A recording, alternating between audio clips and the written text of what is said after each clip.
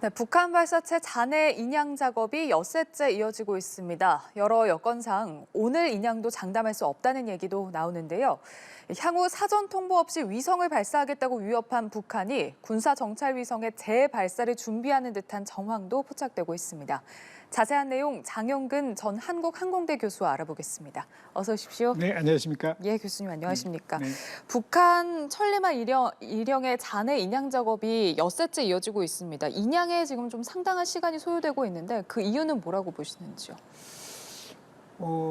지금 현재 그 잔해라고 하는 게 예. 일단은 뭐 아마 정확히 식별은 안 되지만 한 길이가 15m 정도 됐다. 예. 그 얘기는 일단 그 북한이 발사한 그 천리마 1형이 1단은 연소가 잘 됐다 이렇게 얘기를 하지 않습니까? 그래서 예. 1단이 분리가 됐고 2단이 엔진의 시동이 걸리지 않아서 그대로 추락을 했다. 예. 이제 이 얘기거든요. 그 얘기 무슨 얘기냐면 현재 2단과 3단과 인공위성이 분리가 안 된 상태로 그냥 한 대 다 묶여 있는 겁니다.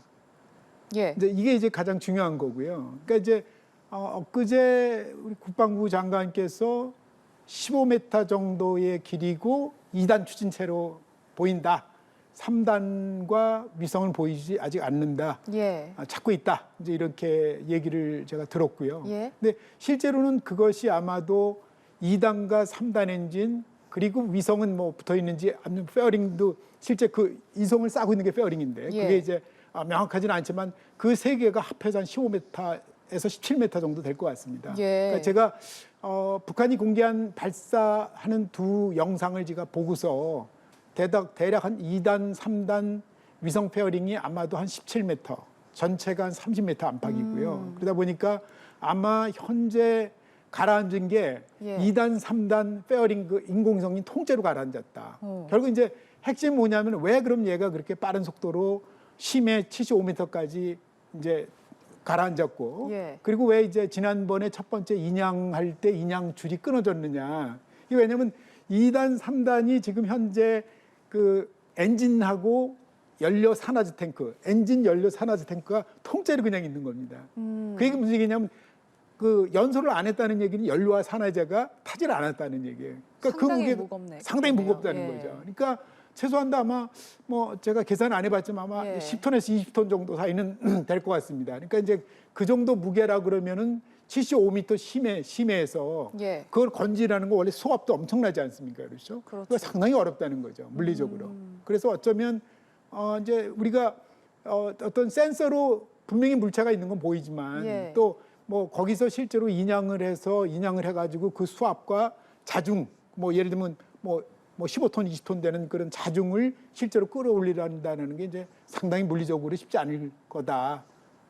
그렇게 이제 판단하고 있는 거죠. 예. 네. 말씀하신 것처럼 만약에 지금 2단과 3단이 붙어 있는 형태고 그리고 발사체 상단에서 저희가 만리경 1호를 만약에 발견을 하게 된다면 말 그대로 정말 북한의 미사일 관련해서 최신 기밀을 획득할 수 있는 거 아닙니까? 그렇죠. 일단은 이제 저희가 이제 연소가 끝난 상태에서 그냥 추락을 했으니까 예. 그 자체는 아마도 이제 그 탱크, 연료 탱크하고 산화제 탱크는 뭐 어떤 식으로든 뭐 충격에 의해서 이렇게 브레이크아웃 되거나 했겠죠. 예. 그리고 엔진도 뭐 좀 찌그러진 상태에서 뭐 그것도 수거는 할 수 있을지 모르겠어요. 근데 아마 그 부분에 대해서는 지금 얘기가 없고요. 예. 다만 이제 지금 현재 만일에 지금 2단, 3단 이쪽에 15m짜리 이 추진체 전체를 우리가 건질 수가 있다 그러면 예. 사실은 뭐 2단 엔진에 뭐 예를 들면 연료 산화제가 조성비가 어떻고 정확히 어떤 걸 사용하고 탱크 사이즈라든가 엔진 추력 이런 걸 다 예측해낼 수 있는 거죠. 예. 그럼 거의 완벽하게 뭐 이제 2단, 3단에 대해서는 우리가 재원을 다 특성을 다 우리가 알 수 있다. 그래서 상당 부분 우리가 이제 캐치할 수 있다 이렇게 보는 거죠. 네. 예. 그렇다면은 일단은 지금 3단이 붙어 있는 가정하에 그런 거고 만약에 2단 로켓이라는 추정이 맞다면 그렇게 되면 저희가 알아낼 수 있는 기술적인 부분은 어떤 게 있을까요? 뭐 동일합니다. 동일한데 예. 다만 지금 말씀드린 것처럼 두 장의 사진을 기준으로 봤을 때 예. 지금 현재 그 2단 하나가 15m가 될 수는 없어요. 만일에 2단이 15m라고 그러면 예. 전체 그 위성 발사체 길이가 거의 한 50m 이상은 돼야 되는데 실제 영상을 보면은 뭐 30m 안팎 수준이기 때문에 예. 2단 자체만으로는 15m라고 보기는 좀 어려울 것 같습니다. 15m가 맞다면 2단과 3단이 같이 붙어 있을 확률이 그만큼 높다는 그렇죠, 말씀이신 그렇죠. 거죠. 네네.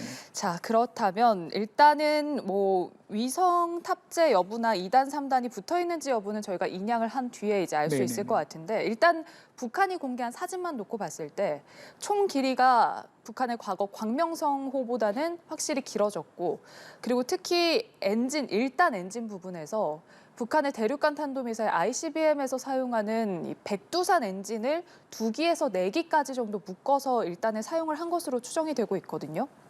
이 백두산 엔진 한 개가 추력이 지금 약 80톤 정도로 이제 듀얼 예상이 되고 챔버가 쌍둥이 엔진이 80톤입니다. 예, 그렇게 알려져 있어서 추력 부분에 있어서는 북한이 과거보다는 좀 진일보했다 이런 평가가 나옵니다. 여기에 대해서 어떻게 보시는지? 그러니까 이제 예. 과거에 소위 은하 3호 발사체, 그러니까 2012년, 16년에 쐈던 거는 노동 엔진을 기반으로 한 거예요. 근데 예. 실제로 노동 엔진은 엔진이 굉장히 이제 구형 엔진이고요. 그리고 연료와 산화제도 굉장히 구형 산화제, 예.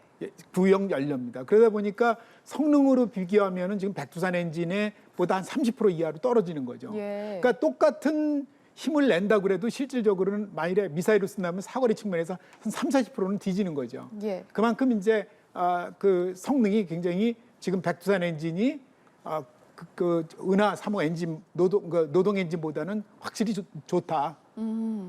이렇게 보는 거죠. 네네.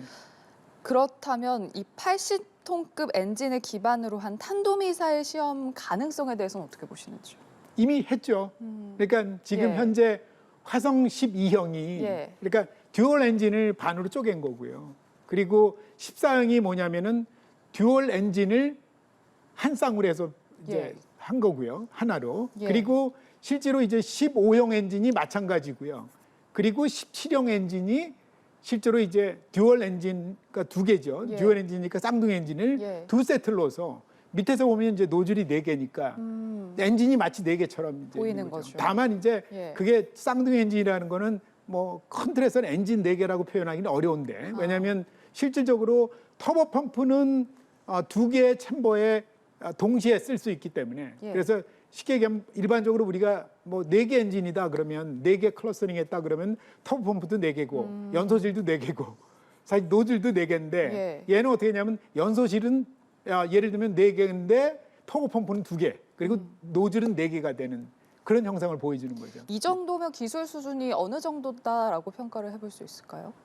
뭐 이것도 뭐 이렇게 아주 신형 엔진은 아니고요. 그러니까 원래 이제 그 ICBM 개발을 했기 때문에 ICBM 같은 경우는 예. 지금 현재 우주 발사체는 대부분 다 이제 극저온 유체를 많이 써요. 그래서 예를 들면 최신형은 대부분 다 연료는 그 이제 그 액체 예. 수소 그리고 산화제는 액체 산소 이렇게 씁니다. 그러면 액체 수소는 기체잖아요. 산소도 그렇고 액체로 되려면 얘가 마이너스 253도씨를 253도씨를 유지해야 될 거고요. 액체 같으면 마이너스 183도씨를 유지해야 됩니다. 그러다 보니까 실질적으로 이런 극저온 유체를 사용하는 미사일들은 실제로 미사일을 쓸 수 없고요. 이런 로켓 엔진은 대부분 예. 다 이제 우주 발사체에는 고성능이니까 예. 굉장히 성능이 좋으니까 이런 걸 쓰되 예. 다만 이제 지금 북한이 쓰는 거는 그런 걸 쓰는 그 극저온 유체를 쓰는 게 아니고 다 그냥 하이퍼골릭이라고 그래서 대기 상태에서 액체 상태를 유지하는 곧 탄도미사일에도 쓸 수 있고 그다음에 그 위성 발사체에도 쓸 수 있는 그런 로켓 바로바로 쓸 수 있는 그런 걸 의미하는 거죠. 예. 이번 발사체에서 또 좀 눈에 띄는 부분이 이 탑재부가 좀 이 머리 부분이 크다, 가분수 형태다라는 거거든요. 그래서 이 탑재 부분이 눈에 띄게 커진 이유가 군사정찰 위성 여러 기를 한꺼번에 실어서 보내기 위해서다라는 분석도 있습니다. 어떻게 보세요? 원래는 일반적으로 그렇게 탑재부가 이렇게 뭐랄까 벌어진 거죠. 예. 제가 이제 표현을 가분수라고 그랬는데 이렇게 예. 이제 했던 거는 대부분 다 중대형 발사체에서 쓰는 겁니다. 그러니까 쉽게 얘기하면은 이제 내가 그 탑재체로 쓰이는 인공위성을 만들었는데 내가 직경이 한 예. 4m, 5m쯤 돼요. 그러면 보통은 이게 엔진을 그렇게 4m, 5m 두께로 키우기는 어렵거든요. 예. 그러면 이제 엔진이 두께가 만약에 2.5m다 그러면 그 부분만 이렇게 키워주는 겁니다. 또는 지금 말씀하신 대로 여러 개의 위성을 이제 거기다 그러면 여러 개의 위성을 다중위성을 동시에 발사하려면은 예. 발사 능력이 출중해야 되는데 지금 그 발사체는 얼마 전에 쐈던 그 예. 발사체 천리마 1형은 약간의 그런 면에서 이제 어떤 선전 효과 같아요. 그러니까 실제로 그런 정도의 그 탑재체 위성을 예. 얹을 필요가 없는, 왜냐하면 그 정도 무게가 안 되는 위성밖에 쏠 수 없는. 그래서 저궤도에 제가 보기에는 뭐 한 300kg 정도 수준 정도 쏠 수 있을 가능성이 높지 않느냐. 예. 그래서 이제 그런 거고요. 또 한 가지는 지난번에 4월인가요? 그 이제 김정은이하고 김주애가 국가우주개발국을 방문했을 때 예. 그때 이제 자기들이 군사정찰 위성을 화면을 띄워서 보여준 게 있었어요. 예, 그때 이제 사진을 공개했었죠. 예. 그래서 이제 그걸 보고서 아 이게 육각형 형태구나. 그리고 이제 내면에 이제 태양전지판을 전개하는 형태로 돼 있구나 이렇게 이제 봤고요. 그리고 오른쪽 끝에 아주 희미하게 발사체 2개가 있었어요. 예. 그래서 이제 하나는 작은 거고요. 하나는 좀 컸습니다. 제가 그걸 보고서 그러면 이번에는 조그만 발사체를 쏘고 큰 발사체는 아마도 미래 발사체로서 아마 이제 개발할 예정인 것 같다. 이제 이렇게 제가 생각을 했었는데, 예. 그래서 이제 이번에 쏜 거는 작은 게 맞고요. 그 큰 것도 여기서 이제 동시에 개발을 한 겁니다. 예. 그래서 제가 이제 그 생각을 했던 거죠. 그래서 아마 어쩌면은 작은 거는 그 듀얼 챔버 엔진 하나고 좀 큰 게 아마도 그 이제 듀얼 챔버 2개. 그러니까 밑에서 보면 노즐이 4개죠. 마치 엔진이 4개처럼. 예. 그 엔진을 쓴 게 아니냐. 이제 그렇게 보고 있고요. 또 뭐 말씀 뭐 하신 대로 뭐 지금 여러 가지 액티비티를 보여주고 있지 않습니까? 예. 그러니까 과거에 썼던 은하 3호 썼던 그 발사장에서 런치패드에서 여러 가지 그 액티비티들이 있었고 예. 그리고 지난 화요일 날 쐈던 거는 실질적으로 뭐 그 이제 아주 그 런치 패드에 그냥 콘크리트를 쳐가지고 두껍게 쳐가지고 그냥 예. 아무것도 없이 그러니까 발사 타워라는 게 없이 그렇게 이제 직접 밑에다가 이제 발사 고정 장치만 장착해서 쏜 그런 어떻게 보면 임시 발사장처럼 보이는 거죠. 예. 이제 그런 발사를 지금 시도했던 거죠. 네. 그 북한이 앞서 발사에 실패하고 나서 재발사를 예고한 상황이지 않습니까? 지금 과연 얼마나 빨리 재발사에 나설 것인가가 주목되는 상황인데 일단은 2가지 시각이 있습니다. 늦게 쏠 거다 이게 실패 원인을 분석하고 새로운 발사체를 제작하는 데 상당한 시간이 걸리기 때문에 실제로 북한이 2012년에 은하 3호도 실패 뒤에 재발사하고 성공하기까지 지금 8개월이 걸렸기 때문에 좀 상당한 시일이 걸릴 거다라는 분석이 있습니다. 그런데 교수님께서 말씀하신 것처럼 만약에 2종류의 발사체를 동시에 개발했다라고 한다면 좀 빨리 재발사에 나설 가능성도 있는 상황이 아닙니까? 뭐 충분히 개연성이 있죠. 그러니까 지금 뭐 어제 오늘 계속 뉴스 나오는 것이 예. 기존의 은하 3호 발사대에서 여러 가지 뭐 그 일종의 이렇게 조립 시설 같은 거를 그러니까 쉽게 얘기하면 북한이 지금 저렇게까지 발사하는 발사 준비 사항들을 노출을 안 하려고 애를 쓰고 있잖아요. 예. 그러니까 그게 이제 레일을 그 이제 발사대에다 레일을 길게 깔아서 저기 발사 타워까지 저쪽에 조립 시설이 있으면 반대쪽에 그래서 이걸 왔다 갔다 하면서 계속 이제 여러 가지 액티비티를 보여주는데 실제 그 자세한 걸 볼 수가 없는 거죠. 왜냐하면 예. 위에 다 이제 지붕이 막아놨으니까요. 다 예. 이제 루프로 처리가 돼 있으니까요. 그래서 이제 현재 아마도 뭔가는 하는데 이제 그렇지만 그걸 정확히는 모르고요. 예. 다만 이제 충분히 이제 개연성이 높은 게 뭐냐면 2개의 발사체를 거의 동시에 개발했다. 예. 그래서 아까 말씀드린 대로 하나는 백두산 엔진 그 듀얼 챔버 엔진 하나고 다른 하나는 2세트의 듀얼 챔버 가지고 좀 큰 거를 개발을 한 거다라는 거고요. 그래서 예. 지금 먼저 작은 게 실패를 했으니까 그래서 아마 이거 실패했으니까 아마도 좀 시간이 좀 걸릴 거예요. 그러니까 예. 제가 그 사고에 대한 것도 원인을 자기들이 발표를 했잖아요. 근데 그렇죠. 그러면서 시동 그 2단 엔진의 시동이 문제가 생겨서 시동을 못 걸었다는 얘기고 그 얘기는 점화가 안 됐다는 얘기고 연소 자체를 못 했다는 얘기고요. 그러면서도 뭐라 그랬냐면은 이제 실질적으로 여태까지 과정 중에 상당히 믿음성 그러니까 신뢰성이 부족했다. 이 얘기는 아마도 여러 가지 지상에서 검증하는 거를 충분한 시간을 가지고 하지 못했다. 그러니까 무지하게 서둘러서 발사를 했다. 뭐 이런 걸 자인하는 거죠.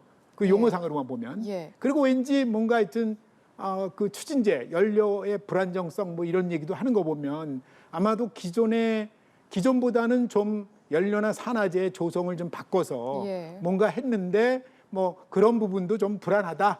근데 이제 실제로 시동 안 걸리는 거라고는 큰 영향은 없을 것 같아요. 뭐 예. 시동은 또 다른 문제이기 때문에 아마 그런 면에서 좀 살펴봐야 될 것 같습니다. 알겠습니다. 북한이 앞서 발사 전에 국제해사기구 IMO에 이제 며칠부터 며칠까지 군사 정찰 위성을 쏘아 올리겠다 이렇게 사전 통보를 한 상황이었잖아요. 이 국제해사기구가 북한의 미사일 발사를 규탄하는 결의문을 채택을 하자 북한이 이제 앞으로는 사전 통보 안 하겠다 이렇게 지금 나왔습니다.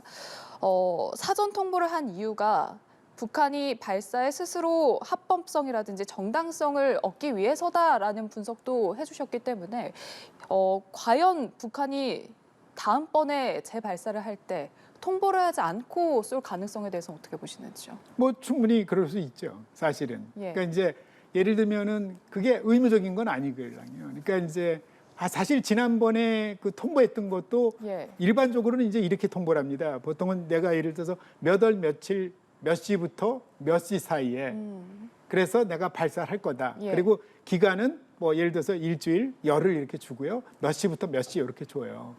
그러니까 이제 그러면 그때는 이제 해상에서 배가 또 상선이 움직일 때 그때는 시간을 피하거나 아니면 예. 다른 데로 우회를 하겠죠.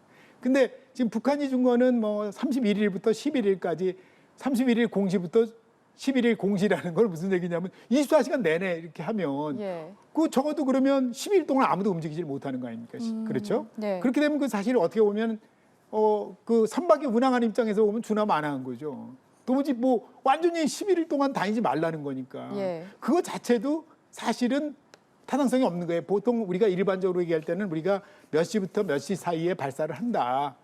그러니까 지금 예를 들면 발사체도 예를 들면 지난번에 우리 누리호가 그러지 않았습니까? 거기 차세대 소형위성 2호가 그 레이더 위성이에요. 예. 그 레이더 위성은 굉장히 많은 파워가 필요하기 때문에 얘가 그 이제 올라가서 빠른 속도로 태양 전지를 그 태양빛을 비춰서 빠른 속도로 배터리를 충전을 해야 얘가 역할을 하기니까. 예. 그러니까 그런 시간에 맞춰서 그걸 이제 우리가 뭐 던도스크 뭐 여명 황혼 그 궤도, 이제 예. 그 태양 동기 궤도다 이렇게 표현을 해요. 그래서 그 시간이 불과 2-3시간밖에 안 됩니다. 그 시간 내에 발사를 해야 되는 거죠. 예. 그러면 그거 안 되면 그 다음날 그 시간에 또 다시. 근데 지금 뭐 여기서 쏘는 거는 아마 제가 보기에는 태양 동기도 아닌 것 같고요. 궤적 네. 그 낙하 지점으로 보면 대부분 다 이제 경사궤도로 쏠 것 같은데. 그래서 이제 그런 거를 시간적으로 아무 문제가 없는 거죠. 그래서 시간적으로도 이제 주지 않고 그래서 이제 사실은 어떻게 보면 그거조차도 좀 문제가 있었다는 거고요. 제가 예. 보기엔